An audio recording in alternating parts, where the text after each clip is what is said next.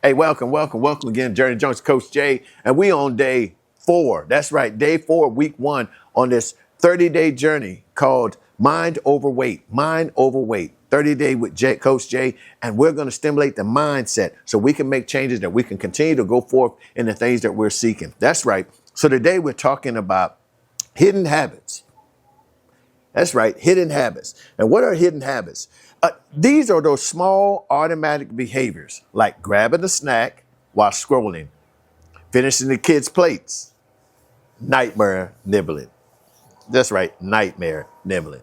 I know a whole bunch of people get up at night, they didn't went to sleep early and they get up and all of a sudden, you know what, I'm just going to get me some chips and I'm going to watch the TV. Or I had a bad dream, let me go ahead and eat something to get me back to sleep so I can rest my mind. Or if you're like me, you don't want to see people throw food away. Come on, bring me that plate. Let me go ahead and get that from your kids. Nobody ever did that. Like they left that nice piece of chicken and you already had 3 pieces of chicken, but that one piece of chicken wing seemed like it's fitting that craving because you don't want your kids to throw it away. You ever notice that it's never vegetables that you'll finish your kid's plate off on? It's that meat. That's right. Or those mashed potatoes. Y'all go to a restaurant and you see all that food that you ordered and you finish it, and you look at your kid who has that slice of pizza, them nuggets and French fries, and they don't want it anymore. And you decided that either you eat it now or you take it home for that late night nibbling. Y'all don't know what I'm talking about? How many of you all grab some potato chips and then go to bed and watch TV, eating them until their bag's gone, and then you go to sleep and wake up and go look for another bag of chips? Am I talking to you? Probably so, but it's okay. Listen, the 2 is how habits hide in your day. They hide when you're eating while distracted, always saying yes to sweets at work or snacking during TV. Y'all, there's none of y'all but me to sit there and people, at work, people always coming by with something that they cook, some chips or whatever. You're like, yeah, let me get it. Yeah, I'll get it. To the point where they know to come to you first. That's right. They know to come to you first whenever they got snacks, some chips or whatever. They come to you first. You're the first person they start because everybody else said, no, I'm watching my weight, or nobody, no, come on here. It happens. But here's what I want to encourage you to do. I want you to pause before taking any of these automatic actions. I call them automatic because they're past routine. They come, you can't say no. So I want you to pause about that. Try to push back as much as you can. Now, mind you, everything is not going to happen in 5 minutes, but it'll happen over time. Somebody come and bring you some type of donuts or whatever, and oh, they taste so sweet, they're so good. But you got to remember, in your mind, you're saying, I'm going to lose weight. I'm focused on losing whatever this week's supposed to bring. I'm going to get it, or at least put my best foot forward. And sometimes you can plan, it doesn't go that way, but at least you're saying, I'm making some changes. Again, we're reducing this autopilot program that our mind already has that says when somebody comes and offer you something, you be kind and get it, even though it goes against what you're trying to do. You can always be politely and say no, and you can inform them, hey, I'm on a regimen right now where I'm changing my eating habits, and I want to make sure that I'm reducing some of the calorie intakes, whatever it may be. But you can go ahead and share it and be polite about it. Because I know that you're trying to do the best you can, but this system sometimes is created, that we've created, has told people, hey, come to me when you got snacks. Come to me when you offer this. Come to me with this. Because usually we do that. But because now we're taking accountability for my actions and we're trying to deal with some of these bad habits that we have created. And I'm saying bad because you're saying it's bad so that you can change and have a better outcome when it comes to your weight loss or your workout or whatever you may be doing in the season. You want to make sure that you start taking advantage of that. And here's the other thing is the 4th thing is the power of noticing without shame. See, when you can identify that you're doing this, when you can sit back and point out that this is a habit that you're having, then you're now working in a direction that you can change things. You're working in a direction that now you're taking accountability for your actions. You're saying that, you know what, I can realize I have a habit here and I need to work on that. I'm having a habit and I need to fix that. Now, just because I said it doesn't mean that it happens. We have to work towards it. But the good thing is we're journalists, so we can write down that one of the habits I found today was blah, blah, blah. So now we can focus on the next day working on that area. We're starting putting our chips in place so we can say, hey, we're pointing out things that we have done in the past that may have contributed to us not be able to continue on with our weight loss, or maybe it stops me from being motivated. I don't know about y'all, but we're at day 4.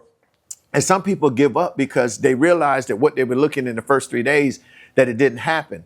Or they wrote so much down negatively in day 1, 2, and 3 that now they feel defeated. And that's not what it's about. Your journal is not for you to feel defeated. It's just pointing out areas that you found strength in to write down, that you found strength in to say, I'm going to address it, that you found strength in to say, it's okay, I can see these may be some of my hindrance, so I can work towards it.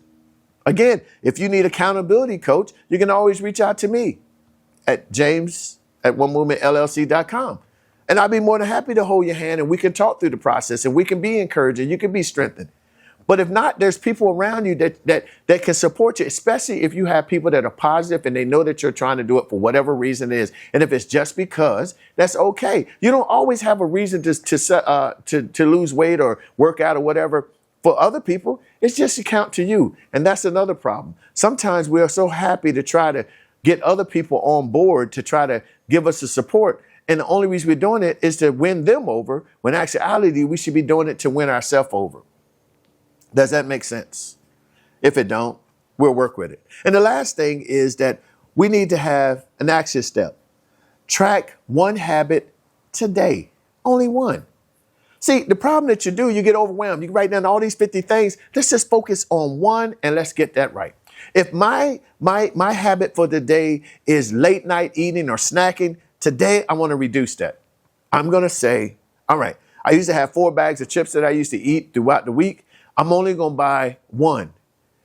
And I'm going to force myself not to buy any of them for this week. So if I do late night snack, it's only going to be for 1 day or the length of that bag. And I don't know about y'all, these bags that I've been seeing now, they're this big, but you got this much chips in it. I don't know what they're doing. Maybe they're trying to force us to lose weight. I don't know.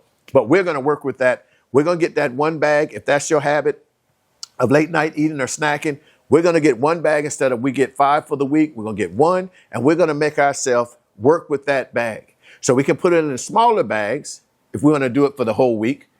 And now you're only going to have a few pieces in there. What does that do? It's going to reduce the amount of food that you eat, even though you still have the same routine, but you're addressing your habit by reducing the intake. That's the starting point. Let's focus on that one thing that you know that you do regular, and let's try to find a way to maintain that. Listen, everything we say may not be the perfect fit today, but as you continue on in this journey, you're going to start seeing things line up. I promise you, you will. You're doing great. You made it all the way to this day, and you had some challenges, you had some struggles, but guess what? It mapped out for the good for you. So congratulations. Now, your call to action is just that. Find that one habit that you have. Find that one thing that you're struggling with. Navigate if you are eating because you're hungry or it's an emotional driven. And if it is, let's find what emotion process or system that is coming up that we need to address, and let's address it. If you need help, reach out to somebody. You can always reach out to me. Again, james@onemovementllc.com. If not, then hit this like button down and hit the bell and subscribe.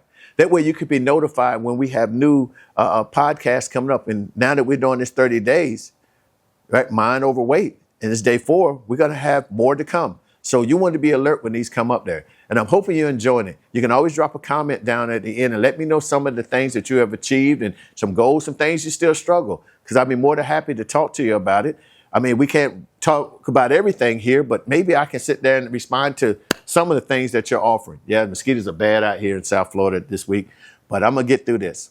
All right. So with that being said, I'm Coach Jay, and I'm out here. Look forward to talking to you tomorrow. Peace.